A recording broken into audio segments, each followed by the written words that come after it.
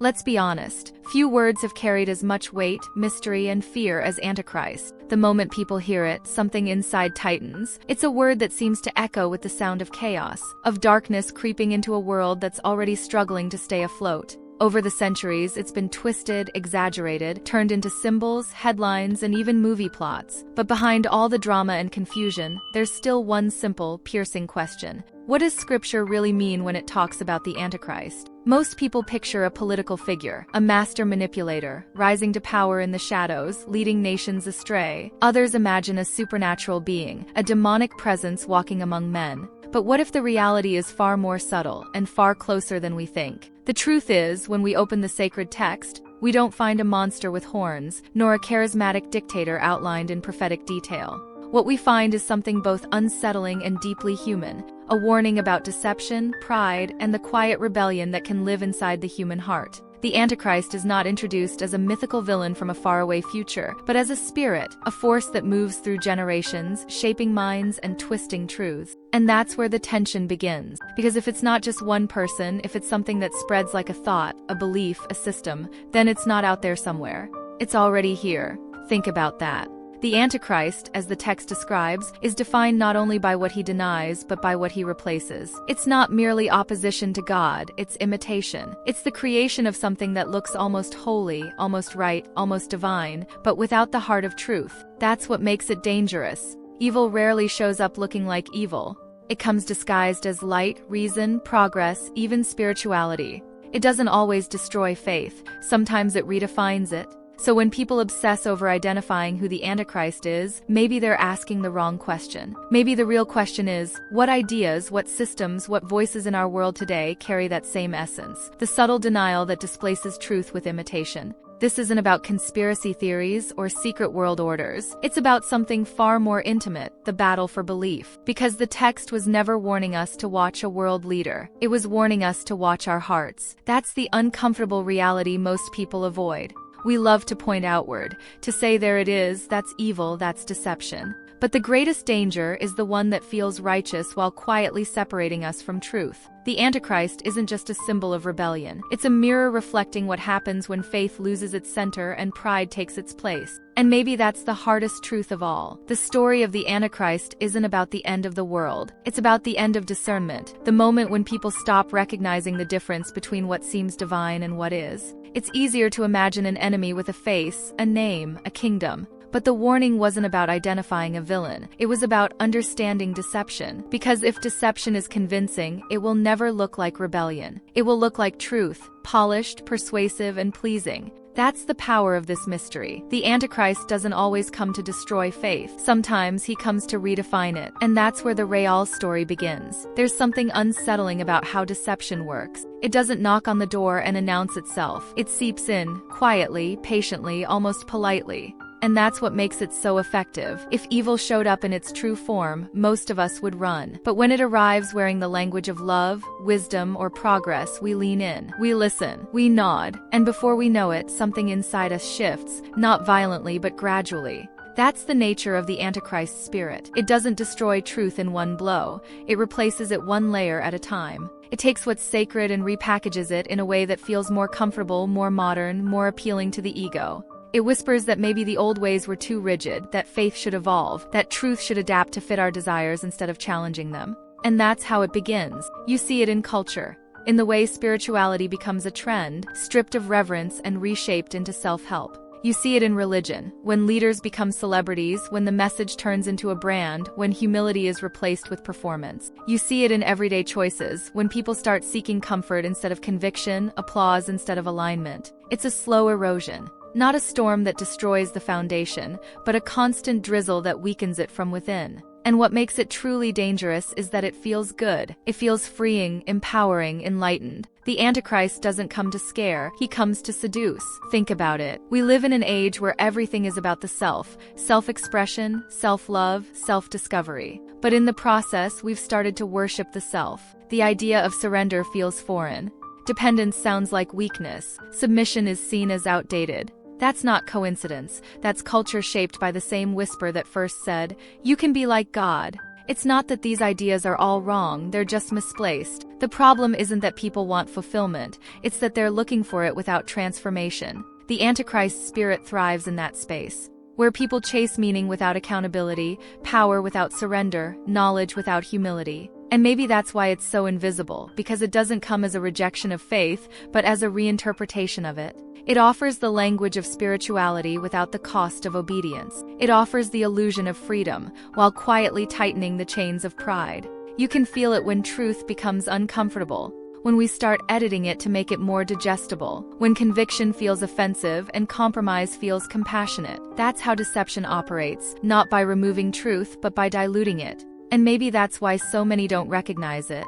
Because it doesn't live in the shadows, it lives in plain sight. It thrives in sermons that sound inspiring but lack substance. It hides in songs that exalt emotion but forget devotion. It grows in a society that talks endlessly about love, but forgets that love requires truth. That's the subtle shape of deception. It mirrors the light so perfectly that only discernment can tell the difference. And discernment these days has become rare.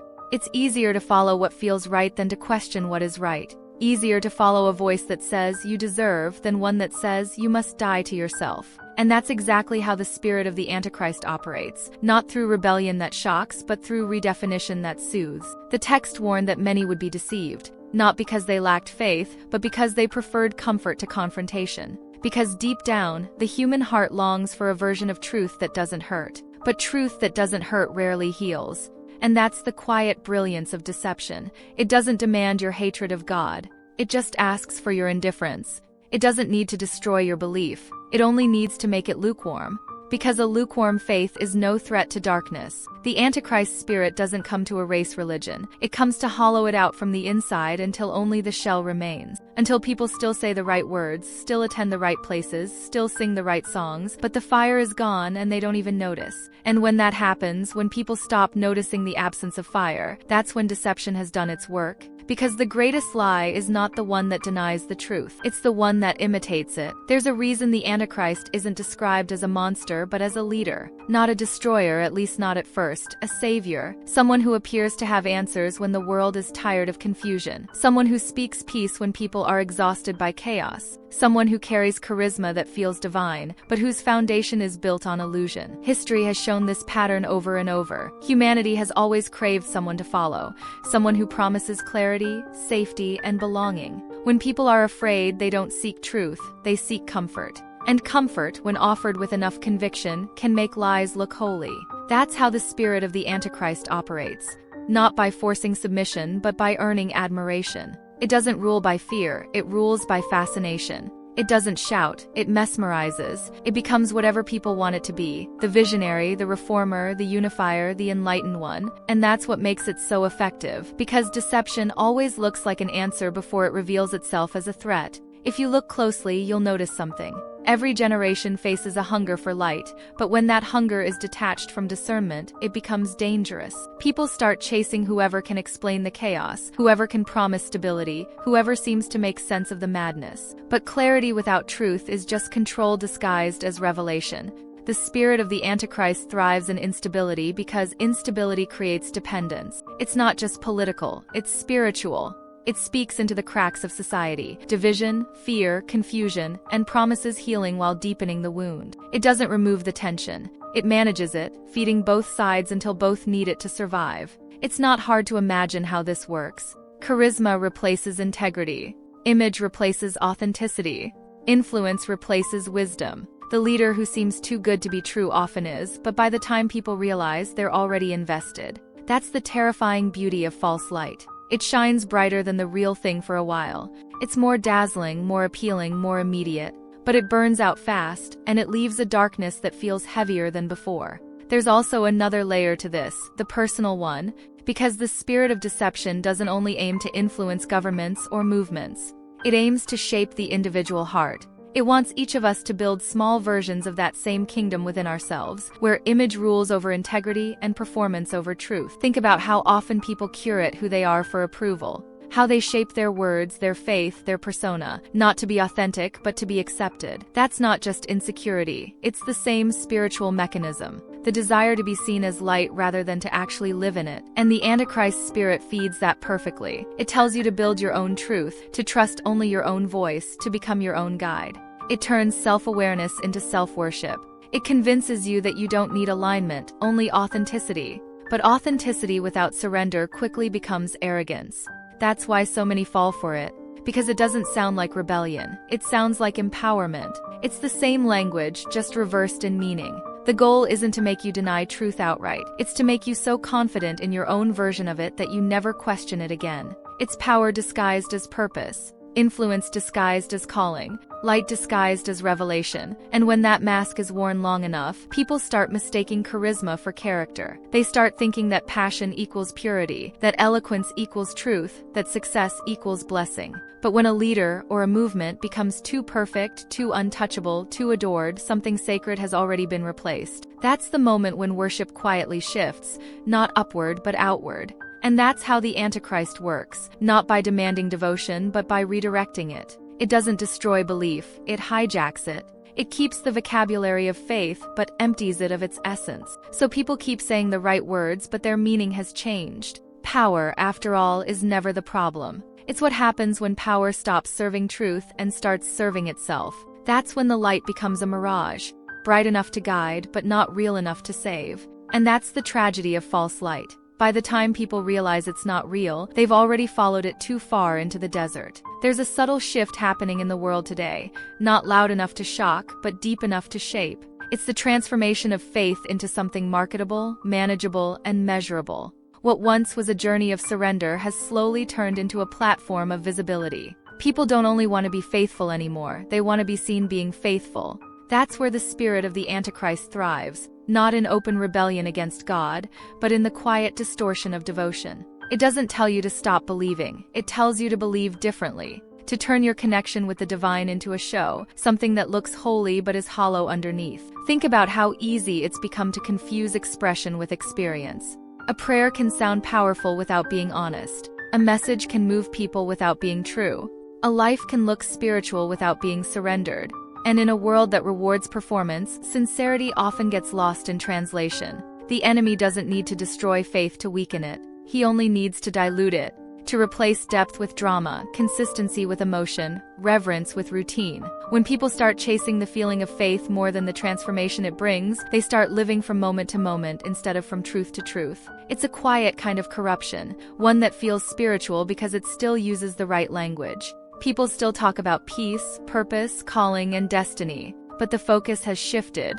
It's no longer about knowing God, it's about knowing yourself through God. And when that happens, faith stops being a posture of surrender and becomes a tool for self-fulfillment. That's the hidden brilliance of deception. It never tells you to walk away from the light. It only convinces you to stand in front of it, to become your own source of truth, to interpret everything through how it makes you feel instead of who it calls you to be. And this happens everywhere, in churches, in communities, in conversations online. You can feel it, that subtle pressure to sound spiritual, to speak in a certain tone, to present a version of faith that's inspiring, never uncomfortable. But real faith isn't always inspiring. Sometimes it breaks you before it builds you. Sometimes it demands silence when you want to speak, stillness when you want movement, humility when you want recognition. That's the difference between transformation and performance. Transformation changes who you are even when no one's watching. Performance only works when someone is.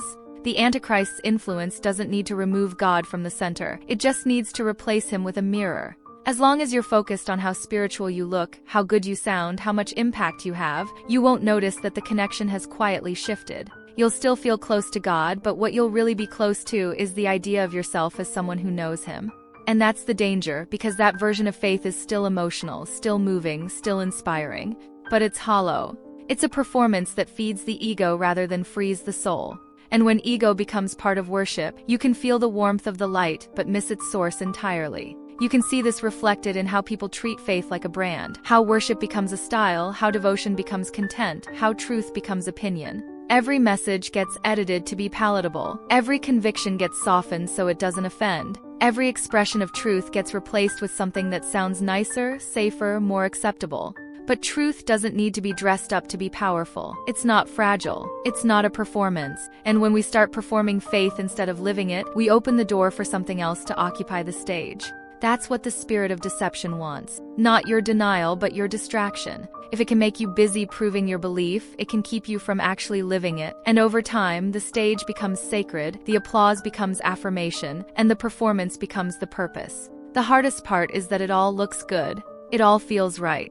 But the more you depend on the performance, the less you depend on the presence. And that's when the shift happens. Slowly, quietly, almost invisibly, until faith no longer transforms, it entertains. And when faith becomes entertainment, truth becomes optional. It's not the loss of religion that empties the soul. It's the replacement of reverence with relevance. The moment people care more about being accepted than being aligned, the counterfeit wins. The Antichrist doesn't fear churches full of people. He fears hearts that can't be bought. He fears faith that doesn't need an audience.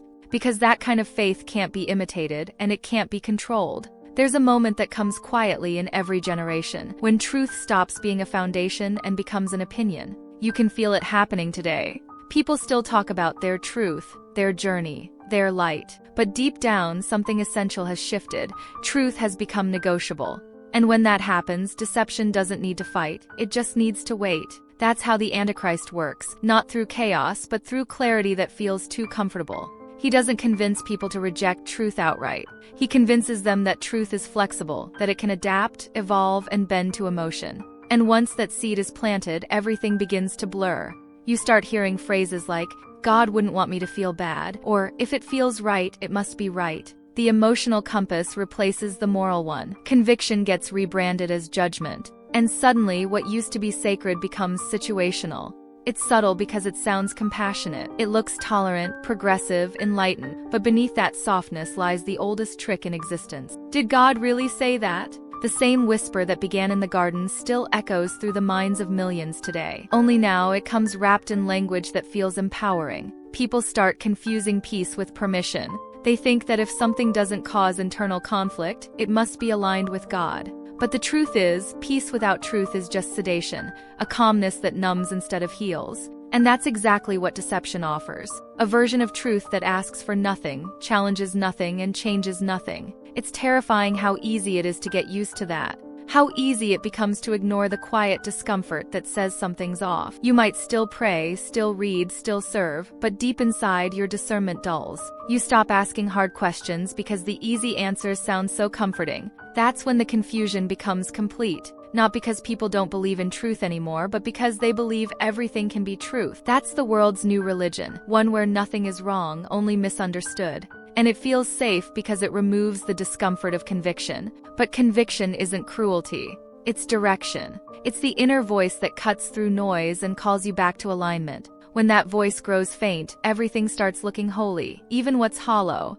And the enemy loves that. Because when everything seems spiritual, nothing truly is. When everyone's version of truth feels equally valid, no one questions which one actually leads to freedom. You see it everywhere now. People preaching acceptance without accountability, love without limits, faith without obedience. And while all those words sound right, they're missing the weight that gives them meaning. Love without truth becomes indulgence. Faith without obedience becomes fantasy. That's the battlefield today, not over who believes in God, but over what people believe about him. The Antichrist doesn't have to erase God's name from the world. He only needs to redefine it until it no longer confronts, no longer convicts, no longer transforms. And here's the hardest part. It works because it feels good. Who doesn't want a faith that always affirms, never offends, always comforts, never corrects? But truth isn't meant to make us comfortable. It's meant to make us clean. That's the danger of confusion. It doesn't feel like deception. It feels like enlightenment. It whispers that you're finally free from old ideas, outdated beliefs, restrictive systems. It tells you that you're evolving. But in reality, you're being disconnected from the source that gives truth its meaning. There's a reason deception is so effective. It always borrows the language of truth. It sounds spiritual. It feels good. It even looks holy. But its fruit is emptiness, an emotional high that fades, leaving the soul more restless than before. And this is how the Antichrist's influence grows. not by destroying belief, but by multiplying versions of it until people no longer know which one to follow. Until truth becomes so fragmented that unity becomes impossible, and confusion becomes the new normal. When everything sounds like light, it's hard to tell where the shadows are. The moment truth becomes relative, the enemy doesn't need to fight anymore because he's already won. There comes a point when the fog starts to lift, when you get tired of hearing opinions dressed as truth, when you feel that ache inside that says something is missing. It's not anger, it's not rebellion, it's hunger, the soul's way of saying I want something real again. That's the moment when clarity begins to return, not through signs, not through noise, but through stillness. You stop looking for something new to believe and start yearning for what never changed. Truth doesn't need to evolve, it just needs to be remembered. In a world obsessed with progress, remembering feels radical. It means slowing down enough to listen again, to silence the opinions, the endless debates, the half-truths that sound so convincing. It means letting truth pierce through comfort, even when it hurts, because only what wounds falsehood can heal the heart. The power of clarity isn't about knowing everything. The enemy thrives on confusion, but he loses power the moment you decide to anchor yourself in something eternal. Because confusion feeds on chaos, but truth grows in stillness.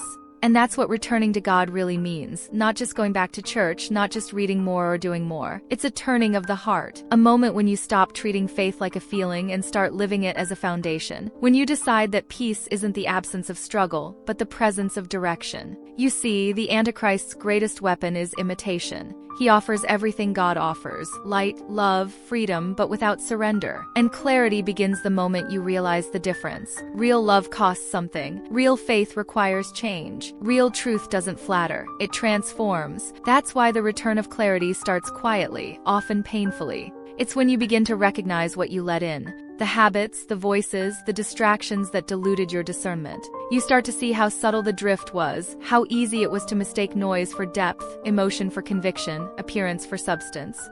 But that recognition is not defeat, it's awakening. Because awareness is the beginning of authority. The moment you see clearly, deception loses its grip. You start testing what you hear. You stop chasing the new and start valuing what's timeless. And piece by piece, you begin to rebuild your faith. Not on convenience, but on conviction. It's not easy. The world still pulls. The noise still tempts. The old confusion still tries to whisper, you're being too rigid, too intense, too outdated. But now you recognize that voice. You've heard it before. It's the same tone that told Eve she could have truth without obedience, blessing without boundaries. But clarity changes everything. Once you taste truth again, even the most persuasive lies lose their sweetness. You begin to crave depth, not comfort. You start valuing conviction more than validation. You stop asking what feels right and start asking what is right. And that's the beginning of strength. Not the loud kind, not the kind that needs to prove itself, but the quiet, steady kind that can walk through storms and not lose balance. Because when truth becomes your foundation, no imitation can move you.